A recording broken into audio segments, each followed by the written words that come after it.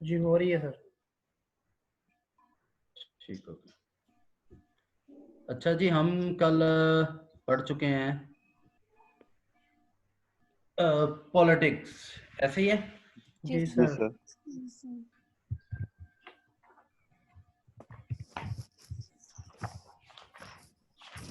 Politics में हमने कौन कौन से निज़ाम पढ़े थे? सर सर पहले हमने जमहूरियत। पढ़ा जमहूरियत, फिर हमने किंगशिप पढ़ी थी, फिर हम डिक्टेटरशिप पढ़ रहे थे जिसकी लाठी गोली की सरकार। लाठी गोली की सरकार लाठी गोली की सरकार।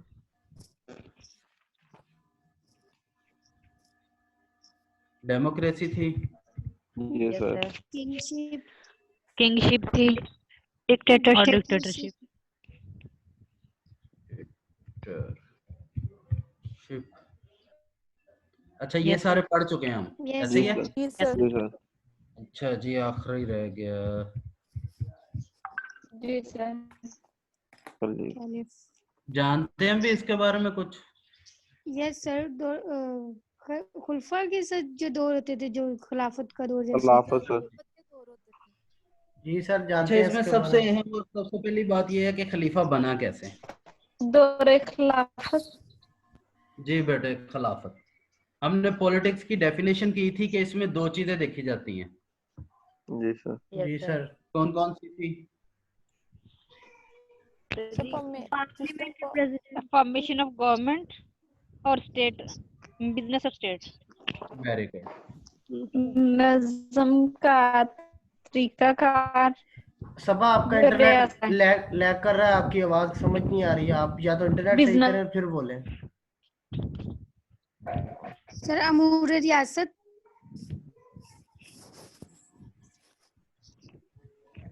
हुकूमत और सर अमूर रियासत।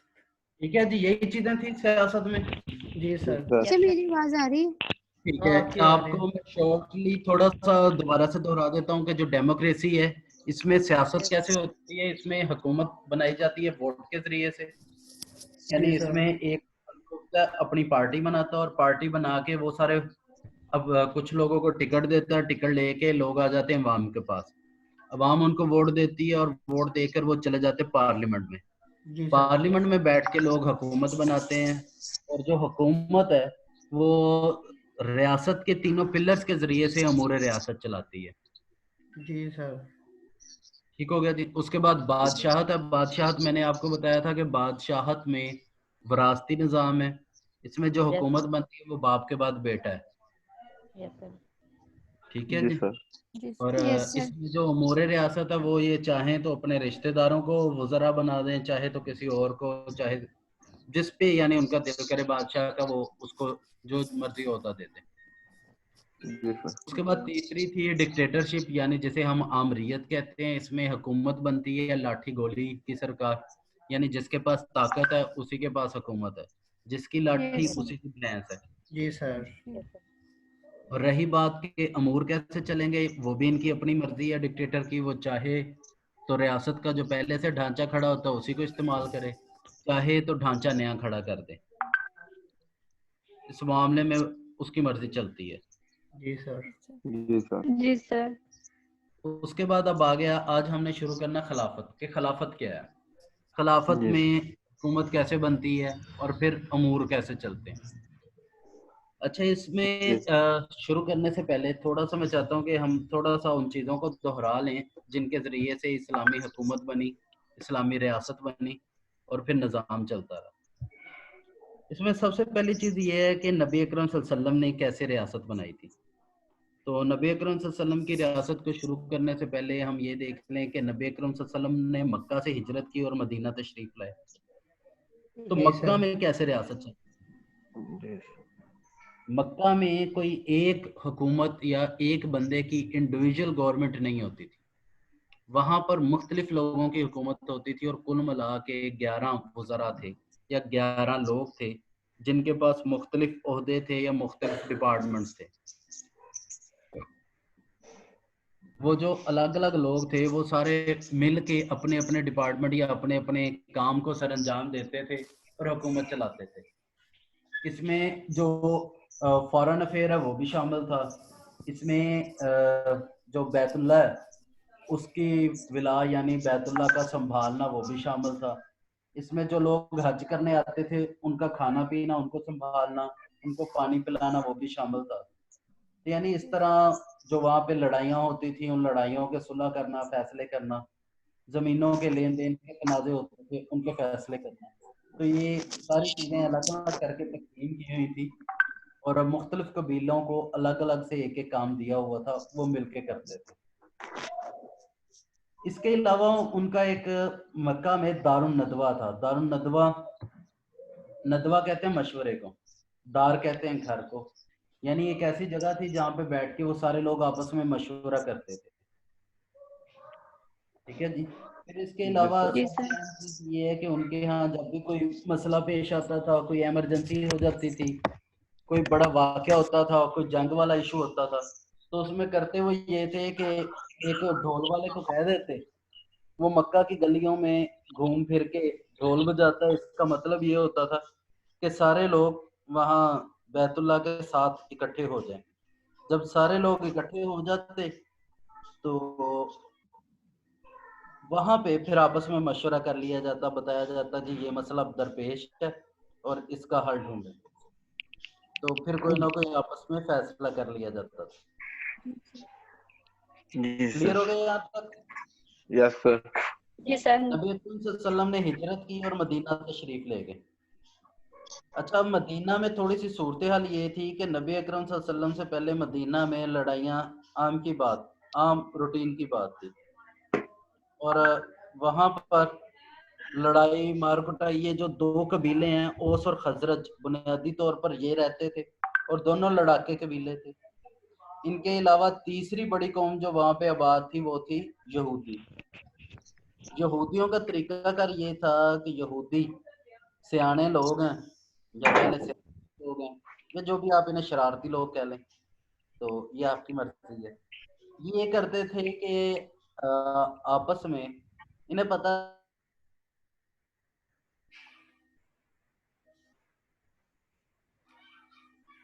सर आपका कनेक्शन लैग कर करते गया, थे कि आवाज इनको आपस में लड़वा देते थे।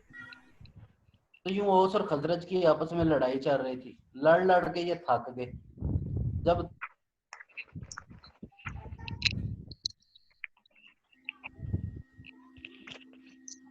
मेरी आवाज आ रही? सबा आ रही है, आ रही है। अच्छा, सर का नेट डिस्कनेक्ट हो गया शायद। हाँ सर की आवाज नहीं आ रही।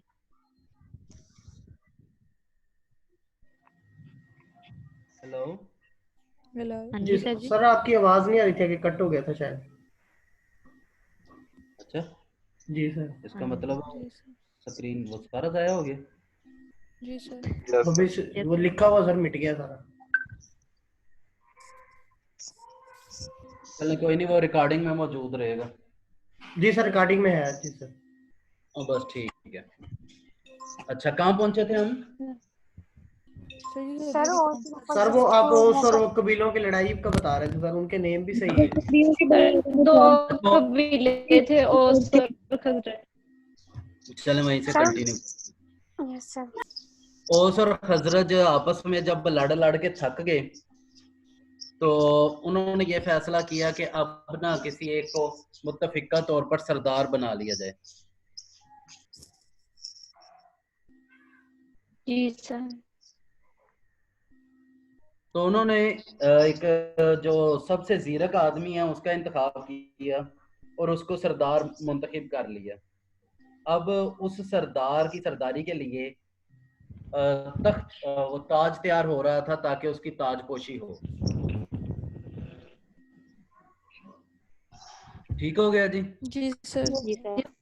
अच्छा, इसी ताजपोशी से पहले वहां से कुछ लोग मक्का हज करने के लिए नबी अकरम सल्लल्लाहु अलैहि वसल्लम से मिले, वहां पे बैत हुई और उन्होंने नबी अकरम सल्लल्लाहु अलैहि वसल्लम से कहा कि जी आप हमारे पास तशरीफ ले आए।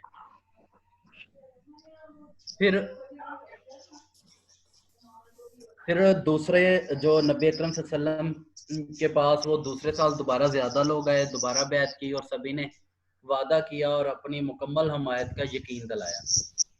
तो इस तरह वो सारे जो है वो नबी अकरम सल्लल्लाहु अलैहि वसल्लम से दरख्वास्त करके आए। तो उसके बाद नबी अकरम सल्लल्लाहु अलैहि वसल्लम ने हिजरत की और हिजरत करके आप सल्लल्लाहु अलैहि वसल्लम मदीना मुनव्वरा में तशरीफ ले आए। यहाँ तक तो आप सबको पहले ही पता होगा। जी सर। नबी अकरम सल्लल्लाहु अलैहि वसल्लम ने मदीना मुनव्वरा पहुंचने के बाद सबसे पहले जो इक़दाम किया वो ये था कि वो लोग जिन्होंने नबी अकरम सल्लल्लाहु अलैहि वसल्लम की बैत की थी, आप सल्लल्लाहु अलैहि वसल्लम ने उनको इकट्ठा करके उनसे एक बैत ली और पहली इस्लामी रियासत की बुनियाद रखी। आप सल्लल्लाहु अलैहि वसल्लम ने जब ये बैत ली तो उस वक्त ओस कबीले के चंद लोग थे और खजरज के चंद लोग थे। यानी ऐसा भी नहीं था कि पूरे के पूरे कबीले ने बैत कर ली हो, बिल्कुल ऐसा नहीं था, बल्कि चंद चंद अफराद ने बैत की।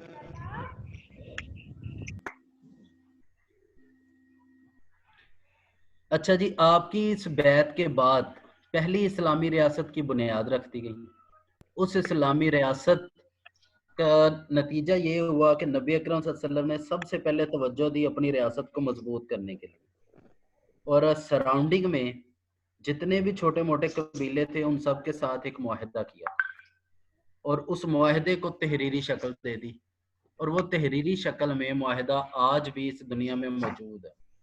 और उसकी अहमियत ये है कि उसको असरे हाज़र का आइन या उस दौर की रियासत का आइन यानी कॉन्स्टिट्यूशन कहा जा सकता है। क्लियर है जी? जी जी सर। सर। जी सर। अच्छा, वो कौन सा मुआहदा था?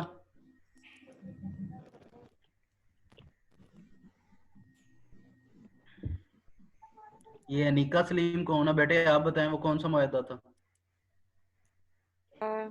Yes sir. ये जो मुआहदा मैं बता रहा हूँ, जिक्र कर रहा हूँ, ये कौन सा मुआहदा था?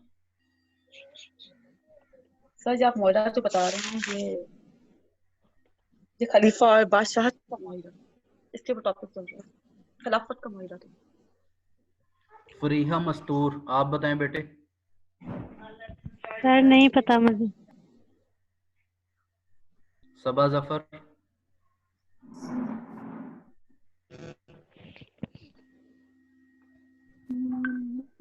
नहीं पता सर।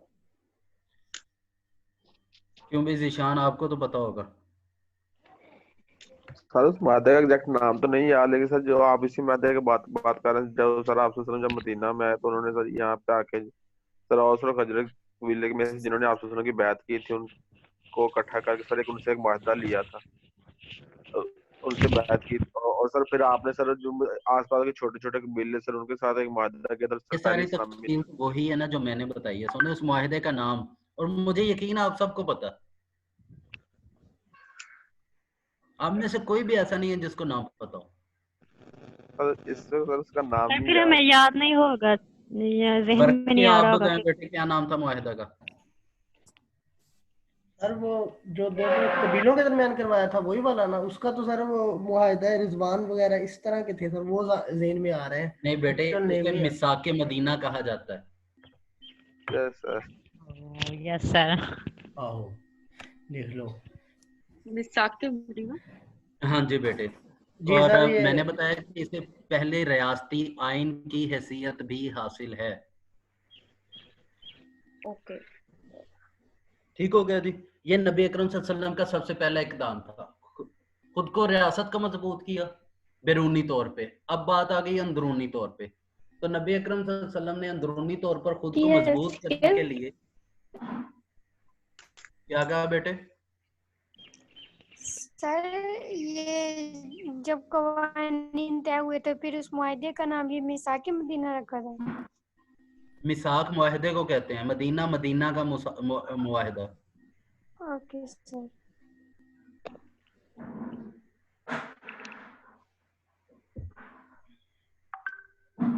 अच्छा जी, उसके बाद नबी अकरम सल्लल्लाहु अलैहि वसल्लम ने अंदरूनी तौर पर रियासत के तमाम अफराद को मजबूत करने के लिए एक इकदाम उठाया।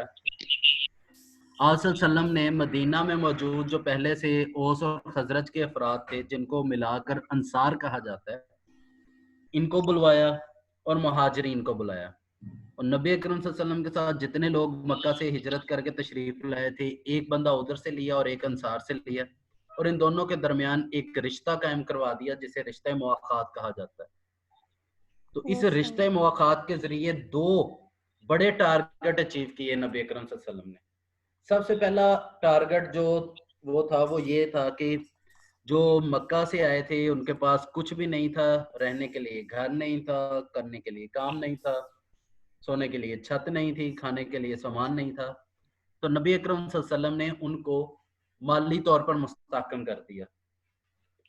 दूसरा काम जो नबी अकरम सल्लल्लाहु अलैहि वसल्लम ने इसके जरिए किया वो ये था कि हर घर में एक एक वेल ट्रेंड या वेल एजुकेटेड, यानी जो इस्लाम की तालीम भी जानता था और नबी अकरम सल्लल्लाहु अलैहि वसल्लम का तरबियत याफ्ता भी था, एक एक ऐसा फर्द नबी अकरम सल्लल्लाहु अलैहि वसल्लम ने हर घर में तैनात कर दिया ताकि जो अंसारी सहाबी हैं उनकी तरबियत भी हो जाए और उनकी दीनी तालीम का एहतमाम भी हो जाए।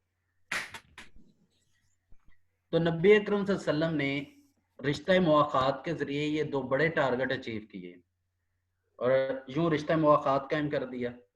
और ये पहली इस्लामी रियासत थी जो कि आप सल्लल्लाहु अलैहि वसल्लम ने बुनियाद रखी।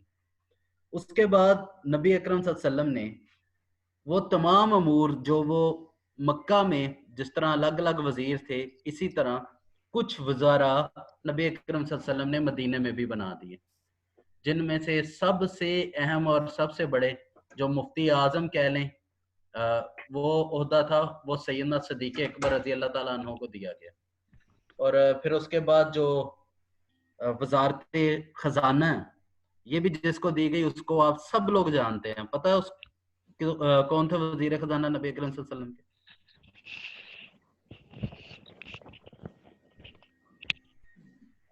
सर उमर। क्यों भाई?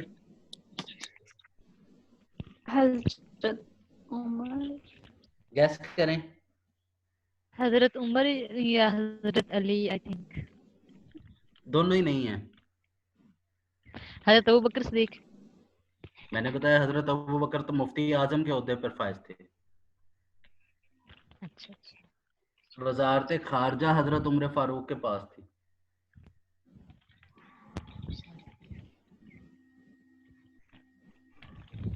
क्यों भी बरखी अब्बास?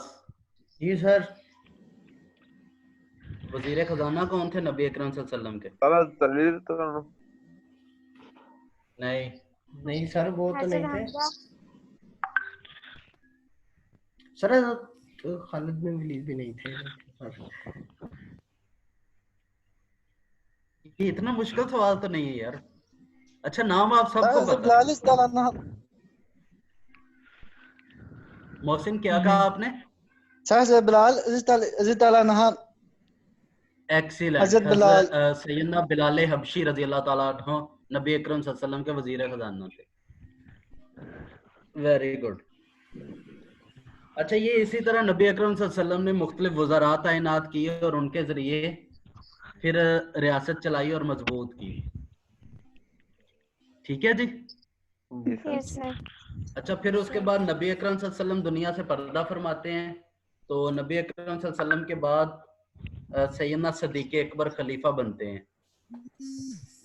Yes sir. अब ये मसला ये है कि अभी तक हमने जो चीजें डिस्कस की हैं उसका ताल्लुक है रियासत कैसे कायम की हमने है।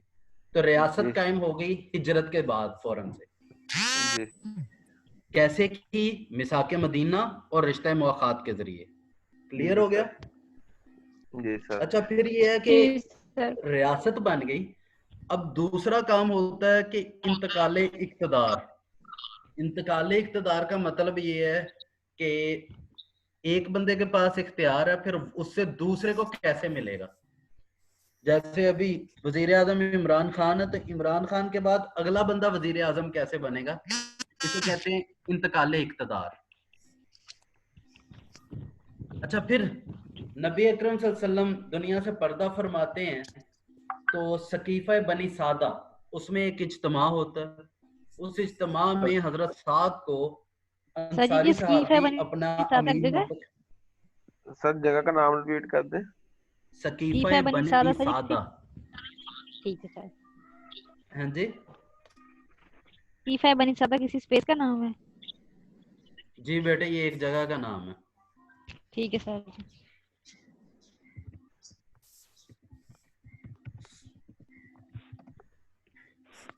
ठीक है जी, नजर आ गया। जी सर। जी सर। सकीफा बनी सादा में अंसार सहाबा कराम का इज्तिमा होता है। वहां पर फैसला किया जाता है कि हजरत साद को अमीर बना लिया जाए। लेकिन दूसरी तरफ अभी नबी अकरम सल्लल्लाहु अलैहि वसल्लम उनकी अभी तदफीन और तजहीज हुई नहीं है। लोग नबी अकरम सल्लल्लाहु अलैहि वसल्लम के हुजरा के बाहर इकट्ठे हैं, तो वहां खड़े हुए सैयदना सदीक अकबर और सैयदना उमर फारूक को एक सहाबी जाके बताते हैं कि सकीफा बनी सादा में लोग इकट्ठे हो गए हैं और अपने अमीर का इंतखाब कर रहे हैं। तो इस बात पर सारे लोग जो लोग वहीं छोड़कर हजरत उमर फारूक और सदीक अकबर वहां तशरीफ ले जाते हैं, ताकि जाके वहां पर असल हालात का अंदाजा हो सके। ठीक है जी, जी सर। जी सर। यहाँ तक क्लियर है? जी सर। Yes sir. चलें अभी ये आज के लिए करते हैं बरखिया, ये रिकॉर्डिंग बंद कर दें। बंद कर दूं सर? हाँ जी, बंद कर दूं? जी जी, रिकॉर्डिंग बंद कर दें।